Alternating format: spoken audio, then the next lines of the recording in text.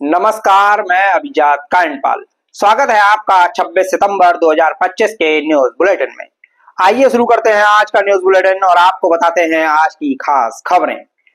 UK triple SC paper case में sub inspector समेत 2 पुलिसकर्मियों पर गिरी गाज, असिस्टेंट प्रोफेसर भी सस्पेंड।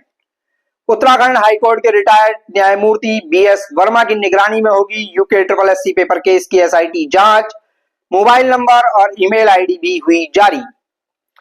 उत्तराखंड वक्फ बोर्ड को नहीं पता 5,388 में से कितनी संपत्तियों पर है अतिक्रमण। देहरादून के शख्स से महिला ने व्हाट्सएप और टेलीग्राम पर दोस्ती कर इन्वेस्टमेंट के नाम पर की 1 करोड़ 10 लाख रुपए की ठगी। अब खबरें विस्तार से। UK triple SC paper case में सब इंस्पेक्टर समेत 2 पुलिसकर्मियों पर गिरी गाज, असिस्टेंट प्रोफेसर भी सस्पेंड। उत्तराखंड अधीनस्थ सेवा चयन आयोग यानी यूके ट्रिपल एससी की स्नातक स्तरीय भर्ती परीक्षा के मामले में राजकीय महाविद्यालय अगरौड़ा टेहरी की असिस्टेंट प्रोफेसर सुमन को भी निलंबित कर उच्च शिक्षा निदेशालय से अटैच कर दिया गया है। सुमन ने मामले के मुख्य आरोपी खालिद की बहन को व्हाट्सएप के जरिए पेपर के 3 पन्नों से जुड़े सवालों को सॉल्व कर भेजा था। इसके अलावा हरिद्वार के एसएसपी परमेंद्र सिंह डोभाल ने एग्जामिनेशन सेंटर आदर्श बाल सदन इंटर कॉलेज में ड्यूटी पर तैनात रहे दारोगा रोहित कुमार और सिपाही ब्रह्मदत्त जोशी को भी निलंबित कर दिया है। उन्होंने रुड़की के सीईओ नरेंद्र पंत को जांच सौंपकर 1 हफ्ते में रिपोर्ट सौंपने को कहा है। गौरतलब है कि खालिद ने इसी केंद्र से पेपर के 3 पन्नों की फोटो खींचकर बाहर भेजी थी और मामले में सेक्टर मजिस्ट्रेट को भी सस्पेंड किया जा चुका है। इधर देहरादून के परेड ग्राउंड और हल्द्वानी के बुद्ध पार्क में बेरोजगारों का धरना प्रदर्शन जारी है। अब बुलेटिन की अगली खबर। उत्तराखंड हाईकोर्ट के रिटायर्ड न्यायमूर्ति बीएस वर्मा की निगरानी में होगी UK triple SC paper case की एसआईटी जांच। मोबाइल नंबर और ईमेल आईडी भी हुए जारी। UK triple SC paper case में की एसआईटी जांच उत्तराखंड हाईकोर्ट के रिटायर्ड न्यायमूर्ति बीएस वर्मा की निगरानी में होगी। इसके लिए सरकार ने वर्मा को पर्यवेक्षक बनाया है। इसके साथ ही मामले की जांच के लिए बनाई गई एसआईटी ने मोबाइल नंबर और ईमेल आईडी जारी किए हैं। इनके जरिए कैंडिडेट्स या अन्य कोई भी शख्स जो इस मामले से जुड़े फैक्ट्स, इंफॉर्मेशन या कोई अन्य जानकारी एसआईटी को देना चाहता हो वह दिया जा सकेगा। अगर आप भी ऐसी कोई डिटेल देना चाहते हैं तो आप मेल आईडी और मोबाइल नंबर नोट कर सकते हैं। मेल आईडी है spdehetdn@gmail.com और मोबाइल नंबर है 9027083022। अब बढ़ते हैं अगली खबर की ओर। उत्तराखंड वक्फ बोर्ड को नहीं पता कितनी संपत्तियों पर है अतिक्रमण। उत्तराखंड वक्फ बोर्ड की गुरुवार को समीक्षा बैठक हुई।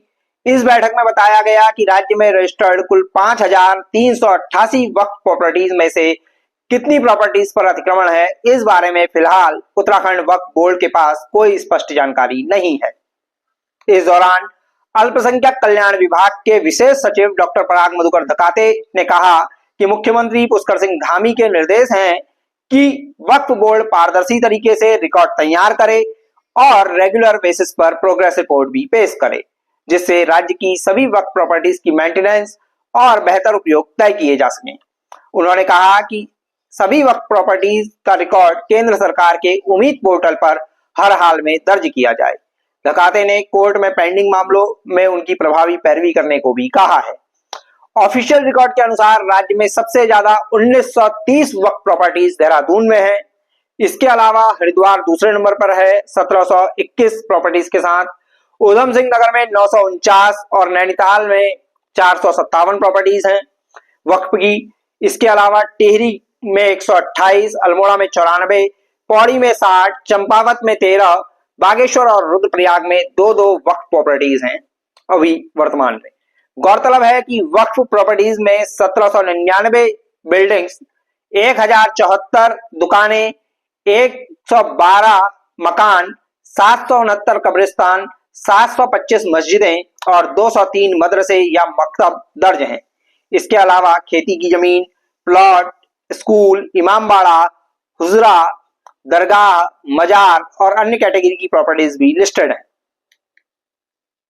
अब बुलेटिन की अंतिम खबर। देहरादून के शख्स से महिला ने व्हाट्सएप और टेलीग्राम पर की दोस्ती, इन्वेस्टमेंट के नाम पर की 1,10,00,000 रुपए की ठगी। टेलीग्राम और व्हाट्सएप पर महिला से दोस्ती और इन्वेस्टमेंट के झांसे में आकर देहरादून के एक शख्स ने 1,10,00,000 रुपए गंवा दिए हैं। शख्स के मुताबिक उसने महिला के बहकावे में आकर PU प्राइम नामक कथित ट्रेडिंग प्लेटफॉर्म पर इन्वेस्टमेंट किया था, लेकिन जब उसने रुपये निकालने की कोशिश की तो उससे टैक्स के नाम पर और रुपए मांगे गए। मीडिया रिपोर्ट्स की माने तो ये पूरा मामला जुलाई से अगस्त के बीच में हुआ है। बकौल रिपोर्ट शख्स की 7 जुलाई को ऑनलाइन प्लेटफॉर्म्स पर महिला से दोस्ती हुई थी। मामले में पुलिस ने केस दर्ज कर छानबीन शुरू कर दी है। पुलिस ने कहा कि अब साइबर ठग इस नए तरीके से क्राइम को अंजाम दे रहे हैं। पुलिस ने लोगों को सोशल मीडिया प्लेटफॉर्म्स पर किसी अनजान व्यक्ति के कहने पर या बहकावे में आकर इन्वेस्टमेंट के झांसे में न आने की सलाह दी है। अब बाँचते हैं 27 सितंबर यानी कल का पंचांग। 27 सितंबर को दोपहर 12:03 तक रहेगी आश्विन महीने के शुक्ल पक्ष की पंचमी तिथि। इसके साथ ही शनिवार का दिन होगा और रात 1:08 तक अनुराधा नक्षत्र रहेगा। वहीं रात 11:46 तक प्रीति नाम का योग और दोपहर 12:03 तक बालव नाम का करण रहने वाला है।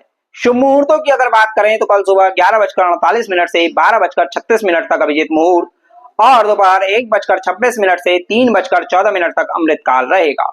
इसके साथ ही सुबह 6:12 से 7:15 तक रवि योग भी रहने वाला है। तो ये थी आज की खास खबरें। आपको आज का बुलेटिन पसंद आया हो तो लाइक शेयर जरूर करें। अपने सुझाव भी कमेंट कर जरूर बताइए।